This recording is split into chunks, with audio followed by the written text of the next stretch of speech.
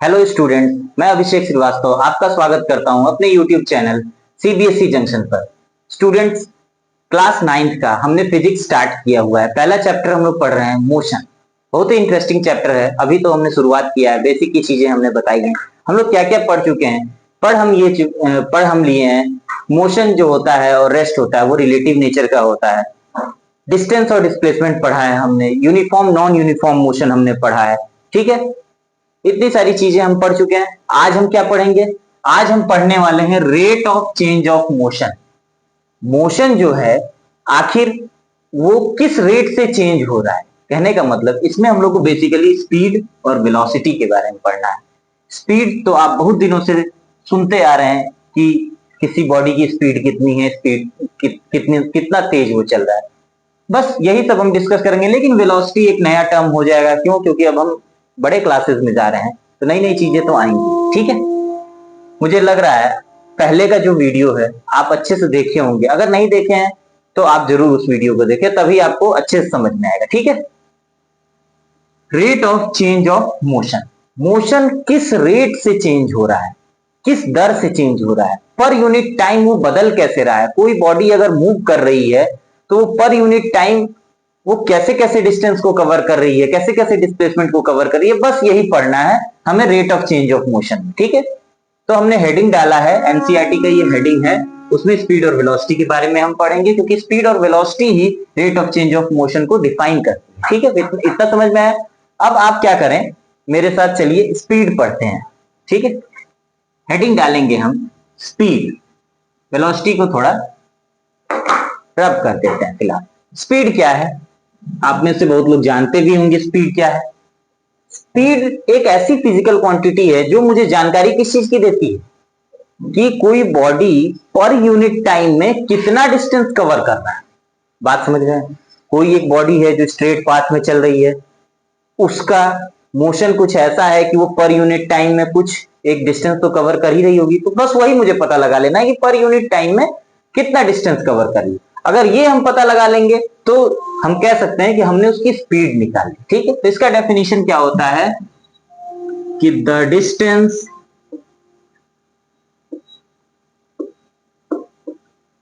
Covered per unit time is called speed. बात समझ में आया या नहीं? यहां ध्यान देने वाली बात यह है कि ये क्या है, मेरा यहाँ डिस्टेंस है और डिस्टेंस डिस्प्लेसमेंट हम लोग पिछले क्लासेस में पढ़ चुके हैं। ठीक है, नहीं देखा है तो जरूर देखिए, क्योंकि वो बेसिक क्लास था, लेक्चर 1 था मोशन चैप्टर का। ठीक है, स्पीड क्या होगा? कोई बॉडी है जो कि डिस्टेंस कवर कर रही है, तो समय भी तो बीत रहा होगा। तो हर यूनिट टाइम में कितना वो डिस्टेंस कवर कर रही है, वही उसका स्पीड है। यूनिट टाइम का मतलब क्या होता है? जैसे हर सेकंड, हर घंटे, हर मिनट। ठीक है, वो कितने कितने डिस्टेंसेस को कवर कर रही है। जैसे कि एग्जांपल के लिए, अगर कोई बॉडी है जो कि डिस्टेंस कवर कर रही है, डिस्टेंस कवर जो कर रही है वो कवर कर रही है 100 मीटर। ठीक है, और टाइम उसे लग रहा है ये डिस्टेंस कवर करने में, सपोज करें कि एक एग्जांपल है ये कि 20 सेकेंड्स लग रहे हैं, 20 सेकेंड। ठीक है, कोई बॉडी है डिस्टेंस कवर कर रही है 100 मीटर, टाइम टेकन है 20 सेकेंड। तो हमें क्या पता चल करना है? स्पीड। तो स्पीड का मतलब ही होता है कि हर यूनिट टाइम में वो कितना डिस्टेंस कवर कर रही है, यही बस हम पता लगा ले। तो आप बताइए 20 सेकेंड्स में 100 मीटर, तो एक सेकंड में कितना मीटर होगा? सीधी सी बात है, थोड़ा सा आप समझे कि 20 सेकेंड्स में 100 मीटर। तो हम लोग यूनिटरी मेथड लगा करके भी चाहे तो हम पता कर सकते हैं कि एक सेकंड में कितना होगा, 100/20। ठीक है, और इसका यूनिट होता है मीटर पर सेकंड। कभी मैं आपको यूनिट एंड डायमेंशन की चीजें बता दूंगा, कितने तरह की किस किस फिजिकल क्वांटिटी की क्या क्या यूनिट्स होती हैं। क्योंकि ये डिस्टेंस ऊपर था, ये मीटर उसका यूनिट है और ये सेकंड है, तो ये जब डिवाइड हो रहा है तो ये मीटर पर सेकंड एक नया यूनिट बन जाए। फिलहाल आप याद रखिए कि स्पीड का यूनिट क्या होता है, मीटर पर सेकंड। ठीक, आप ऐसे ही समझिए पर यूनिट टाइम निकालना था तो हमने 1 सेकंड में कितना मीटर कवर कर रहा है डिस्टेंस ये निकाल लिया, तो यहाँ पे आ गया मेरा 5 मीटर पर सेकंड। तो ये तो मैंने आपको बताया बेसिक कॉन्सेप्ट की मदद से। आपको हमने समझाया कि आप अगर कुछ ना जानते रहे, डेफिनेशन जानेंगे तब आप बता सकते हैं, लेकिन हम ऐसा करेंगे नहीं, ये तो कॉन्सेप्ट से हमने समझा दिया। लेकिन आप इस कॉन्सेप्ट से एक चीज सीख गए होंगे कि जब हम ये ऐसा कर रहे थे तो देखिए हमने ऊपर डिस्टेंस को रखा है, नीचे टाइम को रखा है। इसका मतलब इसका जब भी फॉर्मूला हम बनाएंगे स्पीड का तो बस ऊपर न्यूमरेटर में डिस्टेंस को रखना है, नीचे टाइम को रखना है। ठीक है, तो इसका क्या मतलब निकला, इसका ये सेंस निकलता है यहाँ पे कि स्पीड का जो फॉर्मूला बनना चाहिए वो क्या बनना चाहिए, स्पीड का जो फॉर्मूला बनना चाहिए वो डिस्टेंस अपॉन में टाइम बनना चाहिए। ठीक है, तो यहां पर 100 अपॉन में 20 हो जाएगा, यानी कि 5 हो जाएगा, और मीटर पर सेकंड इसका यूनिट हो जाएगा, क्यों, क्योंकि डिस्टेंस मीटर में दिया है और टाइम सेकंड में दिया है। ठीक है, देखिए हमने सीधे इसका फॉर्मूला नहीं बताया, हमने क्या बताया, पहले डेफिनेशन बताया। डेफिनेशन को यूज करके हमने पहले बेसिक कॉन्सेप्ट से रिजल्ट निकालने की कोशिश की और फिर एक फॉर्मूला ही जनरेट कर दिया आपको वैसा बताने के बाद। ठीक है, इस चैनल की एक खास बात ये होने वाली है कि कुछ भी हम पढ़ेंगे, कैसा भी फॉर्मूला पढ़ेंगे, तो हम क्या करेंगे कि उसको बेसिक कॉन्सेप्ट से भी एक बार क्लियर कर लें, ताकि ऐसा कभी ना हो कि हमें रटने की जरूरत पड़े। जैसे अब आप इस स्पीड के फॉर्मूला को कभी भी भूलेंगे नहीं, क्यों, क्योंकि आपने बेसिक कॉन्सेप्ट सीखा है। कैसे सीखा था कि 20 सेकंड में 100 मीटर, तो 1 सेकंड में 100 अपॉन 20 ऐसे सीखेंगे। वो चाहे मैथ्स हो या साइंस हो, फिजिक्स हो, कुछ भी हो, मतलब हम बेसिक कॉन्सेप्ट अपना एकदम क्लियर रखेंगे और उसी से पहले किसी भी क्वेश्चन को करने की कोशिश करेंगे। ठीक है, समझ में आया स्पीड क्या होता है, उसका डेफिनेशन, फिर एक एग्जांपल से हमने स्पीड का फॉर्मूला जनरेट किया और फिर उसका आंसर भी हमको मिला। ठीक है, स्पीड क्लियर हो गया कि नहीं। स्पीड में आप एक दो चीज और नोट कर सकते हैं कि स्पीड का जो एसआई यूनिट होता है, यूनिट जो होता है वो मीटर पर सेकंड, किलोमीटर पर आवर ऐसे यूनिट्स होते हैं, और एसआई यूनिट मेरा मीटर पर सेकंड होता है। चलिए ये तो एग्जांपल, इसको मैं रब कर देता हूं, बाकी स्पीड में एक दो पॉइंट और लिख देता हूं। ठीक है, अच्छा, रब करने से पहले एक बात और यही समझ लीजिए, क्या हमने जब भी ये निकाला तो हमने कभी कहा कि इसका ये डायरेक्शन है, डायरेक्शन बताया नहीं, सिर्फ मैग्नीट्यूड की बात यहां हो रही है कि 5 मीटर पर सेकंड है, नॉर्थ में ये स्पीड है कि साउथ में है, ऐसा तो हमने अभी कुछ कहा नहीं है। तो इसका ये मतलब हुआ कि ये स्केलर क्वांटिटी, ठीक है, स्केलर वेक्टर हम लोगों ने थोड़ा समझा था, तो ये स्केलर क्वांटिटी है, इसका कोई डायरेक्शन नहीं होता है, सिर्फ मैग्नीट्यूड होता है। एक बात तो ये, ठीक है। अब मैं रब कर दूं, एग्जांपल से ही बहुत कुछ हमने सीखा। ठीक है, रब करने जा रहा हूं।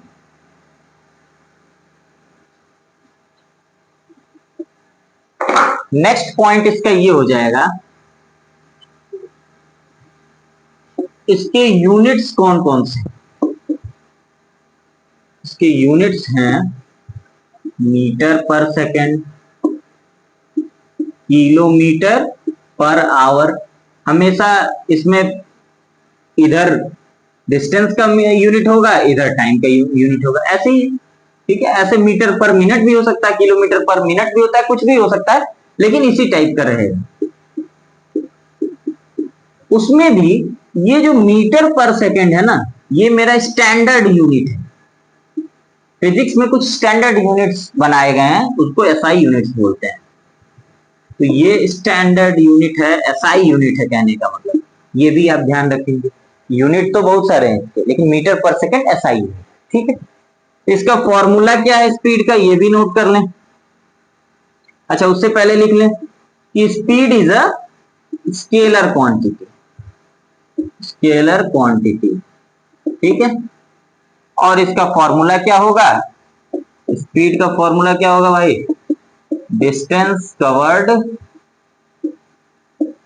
Bye time taken, distance by time ही लिख लीजिए। ठीक है, पूरा समझ में आया या नहीं आपको कि स्पीड क्या है, मेरे ख्याल से क्लियर हो गया होगा। ठीक है, कोई दिक्कत परेशानी, कोई दिक्कत परेशानी नहीं होनी चाहिए, होगी भी नहीं। ठीक है, चलिए मैं इसको रब कर देता हूं। और अब नेक्स्ट हम पढ़ेंगे वेलोसिटी।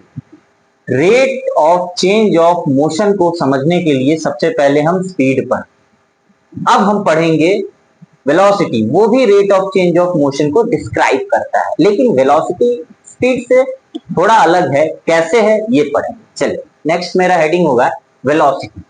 ठीक है, इसको रब कर दें।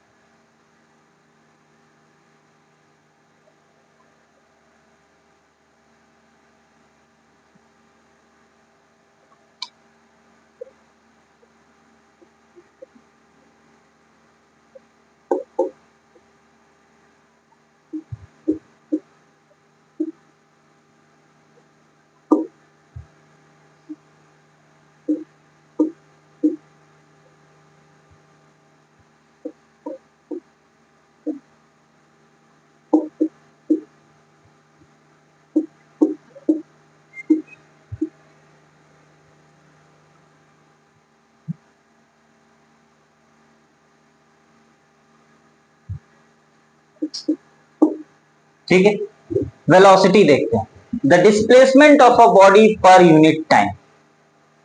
यहां फिर ध्यान दीजिए, ये है डिस्प्लेसमेंट। वहां क्या था, डिस्टेंस था, यहां क्या हो गया, डिस्प्लेसमेंट हो गया। है तो छोटा सा अंतर, लेकिन इतने छोटे से अंतर से दोनों बहुत ही डिफरेंट चीजें हो जाती हैं। ये क्या है, किसी बॉडी का कितना डिस्प्लेसमेंट हो रहा है समय के साथ, इसको ये बताता है।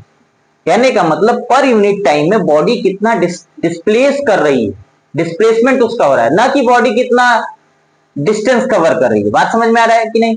डिस्टेंस और डिस्प्लेसमेंट तो क्लियर है ना, नहीं तो पहला वीडियो देख लीजिएगा। हर यूनिट टाइम में बॉडी कितना डिस्प्लेस कर रही है, ये जो चीज बताती है वो वेलोसिटी बताती है, उसी को वेलोसिटी कहते हैं। अच्छा, डिस्प्लेसमेंट का खुद डायरेक्शन होता है। नॉर्थ साइड में डिस्प्लेसमेंट होगा, या इस डायरेक्शन में या उस डायरेक्शन में, किसी स्पेसिफिक डायरेक्शन में ही तो डिस्प्लेसमेंट होगा।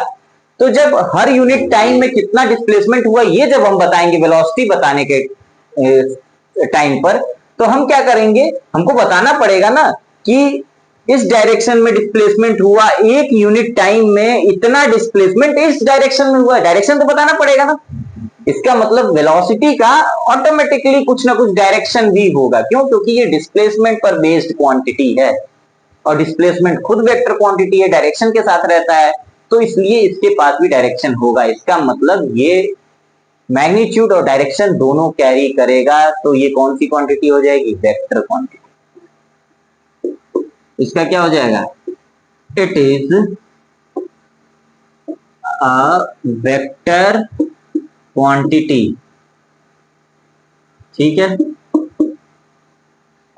इसका यूनिट क्या हो जाएगा, इट्स यूनिट्स आर, इसका भी तो स्पीड की तरह ही तो यूनिट होगा।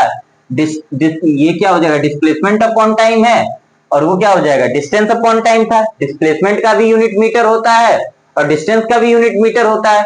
तो यूनिट में चेंज नहीं आएगा, वो मीटर पर सेकेंड और किलोमीटर पर आवर जैसा ही यूनिट रहेगा। ठीक है, फिर वही बात, ये भी क्या रहेगा, एसआई यूनिट रहेगा। अच्छा, इसका फॉर्मूला ही नहीं लिखे हम लोग तो। और वेलोसिटी का जो होगा वो फॉर्मूला क्या बन जाएगा, वेलोसिटी का फॉर्मूला हो जाएगा डिस्प्लेसमेंट, डिस्प्लेसमेंट अपॉन में टाइम। और इसी डिस्प्लेसमेंट अपॉन में टाइम की वजह से ही डिस्प्लेसमेंट का यूनिट मीटर और इसका यूनिट सेकंड, तो इसका मीटर पर सेकंड, इसका यूनिट किलोमीटर, इसका यूनिट आवर, तो इसके लिए किलोमीटर पर आवर इसका यूनिट बना। समझ में आया कि नहीं? वेलोसिटी क्या चीज है, displacement of a body per unit time, velocity हो जाएगी। वेलोसिटी वेक्टर है, क्यों? क्योंकि इसके पास मैग्नीट्यूड और डायरेक्शन दोनों है। यूनिट इसके क्या बनेंगे, मीटर पर सेकंड, किलोमीटर पर आवर। क्यों? क्योंकि इसका फॉर्मूला होता है डिस्प्लेसमेंट अपॉन में टाइम, वहां स्पीड में क्या होता था, डिस्टेंस अपॉन में टाइम, और इस फॉर्मूला की वजह से इसका यूनिट क्या बन जाएगा, मीटर पर सेकंड या किलोमीटर पर आवर। मीटर पर सेकंड को हम एसआई यूनिट कहते हैं। ठीक है, ये थोड़ा एक स्टैंडर्ड यूनिट बना दिया गया है। इसके पीछे कोई बहुत बड़ा लॉजिक आप मत निकालने लगिएगा कि क्यों मीटर पर सेकंड ये एसआई यूनिट है। वो इसलिए क्योंकि मीटर जो है वो लेंथ का ऐसा यूनिट है और टाइम का ऐसा यूनिट सेकंड है, तो इसका ऑटोमेटिकली मीटर पर सेकंड बन गया। ठीक है, बस यही लॉजिक है। आपको स्पीड और वेलोसिटी समझ में आई या नहीं, ये आप हमको कमेंट में बताएंगे। ठीक है, कोई भी दिक्कत होता है आप कमेंट में बता देंगे, हम लोग इम्प्रूव करेंगे। ठीक है, और चैनल को आप पूरा सपोर्ट कीजिए, अपने फ्रेंड्स में इसे शेयर कीजिए, ग्रुप्स में शेयर कर दीजिए। ठीक है, रेगुलर वीडियोस इस पर आएंगी, बहुत ही ज्यादा हम लोग मेहनत कर रहे हैं इस पर, और बहुत ही चैनल को आगे ग्रो भी करेंगे। ठीक है, आप बस देखते जाइए और साथ देते रहिए ऐसे ही। ठीक है, वेलोसिटी समझ में आया। अब अगला टॉपिक क्या होने वाला है? अगला टॉपिक तो अब एक्सेलरेशन होगा, लेकिन उससे पहले एक एवरेज स्पीड का कॉन्सेप्ट हम समझ लें। ठीक है, इसको रब करेंगे। अब कोई दिक्कत, कोई परेशानी नहीं ना? ठीक,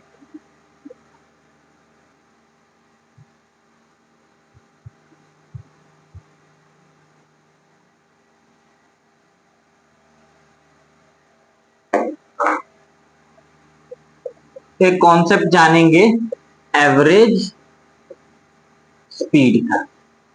कुछ है नहीं है, कोई बहुत बड़ी बात नहीं है। स्पीड आपने समझ लिया, एवरेज स्पीड भी वही चीज है।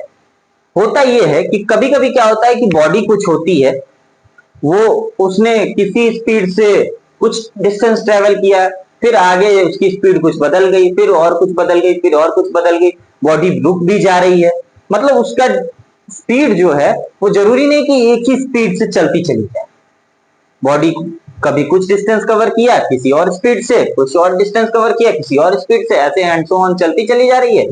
लेकिन आप खुद ही सोचिए, जब ऐसी ऐसे बॉडी ट्रेवल कर रही है, और ज्यादातर तो ऐसे ही बॉडीज ट्रेवल करती हैं। आप अगर कार चलाते हैं तो ऐसा तो नहीं है कि सीधे 60 किलोमीटर पर आवर की स्पीड से हाईवे पकड़ा और एकदम उसी से चलते चले गए। कभी आपकी स्पीड कुछ और रहती है, कभी कुछ और रहती है, कभी कुछ और रहती है। अगर आपने फर्स्ट आवर में अगर 60 किलोमीटर डिस्टेंस कवर किया तो हो सकता है रश ना रहे, नेक्स्ट आवर में आप ज्यादा डिस्टेंस कवर कर दें, उसके अगले घंटे में आप ज्यादा डिस्टेंस कवर कर पाए। और जब आप एक पॉइंट से दूसरे पॉइंट पर चले जाएंगे और वहां जाने पर अगर कोई पूछता है आपसे कि भैया आपने किस स्पीड से आप आ रहे हैं, तो आप क्या बताएंगे कि पॉइंट ए से बी तक हम इसी स्पीड से गए, पॉइंट बी से सी तक इसी स्पीड से गए, पॉइंट सी से डी तक हम इसी स्पीड से गए, ऐसे बताएंगे तो बड़ा ही बेकार सा एक उसका डिस्क्रिप्शन हो जाएगा, और सामने वाला कहेगा रहने दो, अब बताओ नहीं। हम पूछे तुमसे एक स्पीड बताओ, तुम हमसे हजारों स्पीड बताने लगे, थोड़ी थोड़ी दूर पे अलग अलग स्पीड थी वो बताने लगे तुम। तो ऐसे केस में किसी को एक स्पीड बताना हो तो एवरेज स्पीड का कॉन्सेप्ट आया। उसमें क्या किया जाता था कि हम बीच में किस किस स्पीड से गए उससे मैटर नहीं करता, टोटल लेंथ हमने कितना कवर किया, ठीक है, और टोटल हमने टाइम कितना लिया। बात समझ में आ रही है? मतलब मुझे पता है कि हम एकदम एवरेज, हम एकदम यूनिफॉर्म स्पीड से नहीं जा रहे हैं, डिस्टेंस हमारा स्पीड बीच बीच में बहुत बार बदला है, लेकिन हाँ डिस्टेंस तो टोटल मुझे पता होगा, टाइम तो मुझे टोटल पता होगा। तो हम total distance upon total time कर देंगे तो एक एवरेज निकल जाएगा कि नहीं, कि मेरा इसी एवरेज स्पीड से हम आ रहे हैं। आप बात समझिए जरा, एवरेज तो निकल जाएगा ना, एक औसत निकलेगा हिंदी में कहेंगे। तो इसका बस मतलब ये होता है, इसका बस फॉर्मूला से ही समझ जाइए कि total distance covered per unit time, per unit time is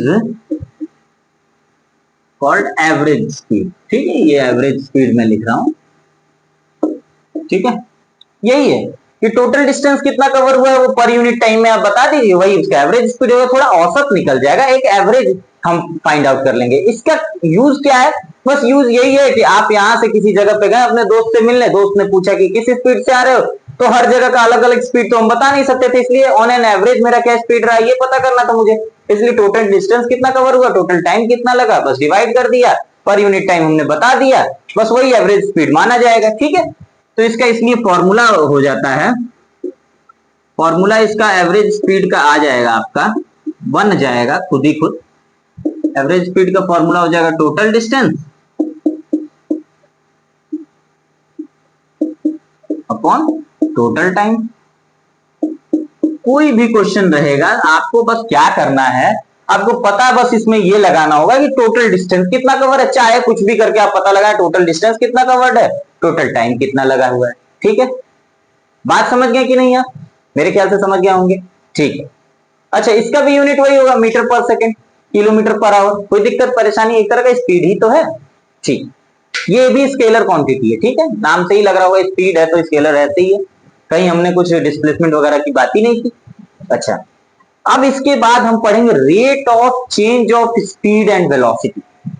अब आप जरा एक बात बताइए, अगला जो टॉपिक है मेरा वो असल में एक्सेलरेशन का। हमने अब तक rate of change of motion को पढ़ा है, मोशन कैसे किस रेट से बदल रहा है, तो उसमें हमने स्पीड, वेलोसिटी और एवरेज स्पीड के बारे में पढ़ा। ठीक है, अगला मेरा टॉपिक होगा, इसको मैं रब कर दे रहा हूं,